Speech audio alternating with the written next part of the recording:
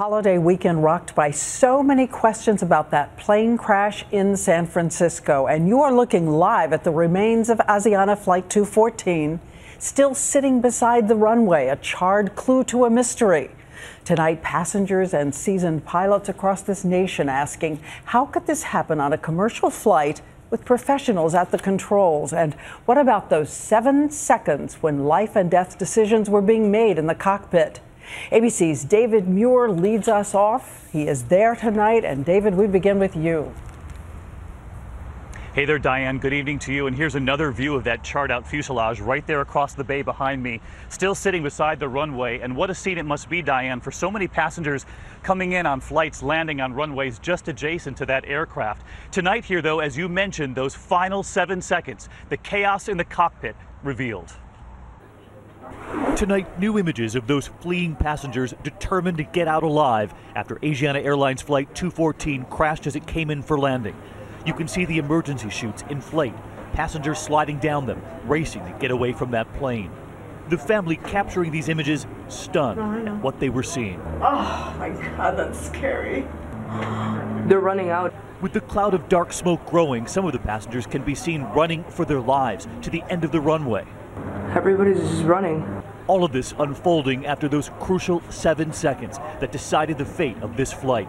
The pilot in charge of landing in training, the first time landing a Boeing 777 in San Francisco. And from one of the black boxes, we've learned that just 7 seconds before impact, a call from the cockpit. The pilot suddenly looking to increase speed, the jet hovering far too low over the water. Then just 4 seconds before impact, the jet approaching the seawall at the end of the runway, and from that black box, the sound of what's called the stick shaker, an urgent warning mechanism in the cockpit that literally shakes the controls in the pilot's hands, as seen here in a video by MPL Simulator Solutions. That shaking, telling the pilots the jet was suddenly moving too slowly to pull off a safe landing. And then, just a second and a half before impact, a call from the cockpit for a go-around to circle the airport again. It was far too late. The jet crashes, the tail hitting first, shearing off the back of the plane. Tonight, the NTSB investigating those crucial 7 seconds and that pilot in training. The airline saying he was experienced on other aircraft, but just 43 hours training time on the 777. Is 43 hours enough to be landing at San Francisco Airport? Well, you know, there's always going to be a first time for someone to land at a different airport. The NTSB telling us tonight the co-pilot just as important, who was there to guide him. And tonight, with those new images, a clearer view of the different shades of horror the passengers faced on that plane, depending on where they were sitting. Right there. It's right there on the runway. Yeah. And survivor Benjamin Levy surveying the wreckage with us from the bay. He was sitting in seat 30K. Very close to the emergency exit? The very seat next to the door, yes. The challenge for him, that exit chute mangled. He had to help fellow passengers climb down out of that door using the debris as stairs. Everywhere is ash. Chong Wen, seat 40C, traveling with her 4-year-old son who broke his leg. In the middle of the cabin, minutes after escaping, you could see the flames through the windows. There was Eugene Ra in seat 3K. He'd been bumped up to business class just before the flight. Those rows still intact, one of the first off the plane.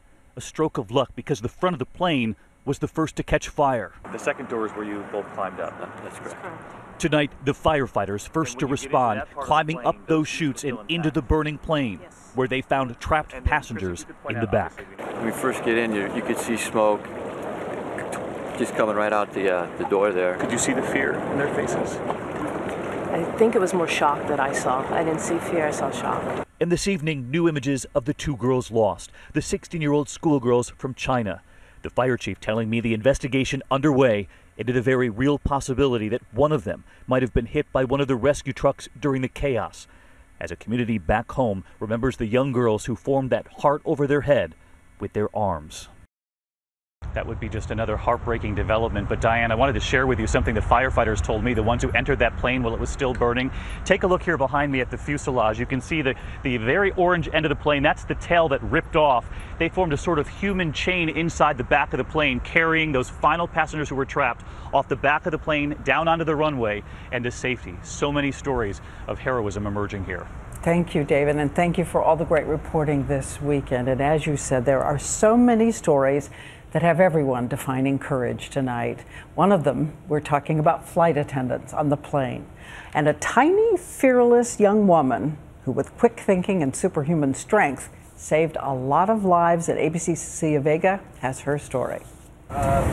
She was the very last person to make it out alive, assisting as terrified passengers slid down the evacuation chute, then trying to make one final run to the back of the burning plane to be sure she left no one behind. I had to hurry. I couldn't think of the danger to myself. That's lead flight attendant Yoon-hae Lee with a child clinging to her back, running as fast and as far away as she could from the wreckage. Other survivors say she carried people twice her size to safety. She was so tiny and skinny, and I couldn't believe how powerful, how strong she was. She was helping other flight attendants, and even outside the plane. After she got up the plane, she was running around the plane without any fear. She was really brave. So brave, she stayed to make sure everyone was okay, watching over as paramedics treated the passengers she had just saved. She was so composed, I thought she had come from the terminal, and she actually mentioned that she was on the plane. I mean, she was a hero in my mind. She is the Sully Sullenberger of Flight 214. This child was afraid to go down the slide, so I tried to encourage the child, put him on my back, and slid down. Through it all, she says the only thing on her mind was rescuing the next passenger. What Lee didn't know as she rescued all of those passengers one by one was that she too was hurt. She broke her tailbone, she thinks, during that crash landing. She only found out how hurt she was when she went to the hospital later that day and was told by doctors. Diane, a true hero. Thanks to Cecilia Vega. Now I want to bring in ABC's Colonel Steve Ganyard, veteran pilot, trained military accident investigator. Steve, great to have you here. You wanted to show us first what it looks like if you had a perfect landing, the slope. Yep. Let's see it. This would be an average day at San Francisco where a pilot comes in, brings the airplane in on a 3-degree glide path. He's stabilized on the glide path. The airplane is on speed. And in this case, what happened with these pilots in this plane? They are coming in and about 82 seconds out. You say they don't know anything's wrong? No, everything's good. Everything's good until 82 seconds, and then the pilot disconnects all the computers and takes over manually. So he should not have disconnected everything. Not everything, because now the engines are all the way back at idle. You see the big dip that occurs here. That's where he's flying this airplane manually. You see he gets well below the glide slope where he's supposed to be on, and at the very end, the airplane is so slow that it's below the stall speed. And when we look at the experience of the pilot in this plane, the 777, 43 hours, is that a central explanation? What do we know?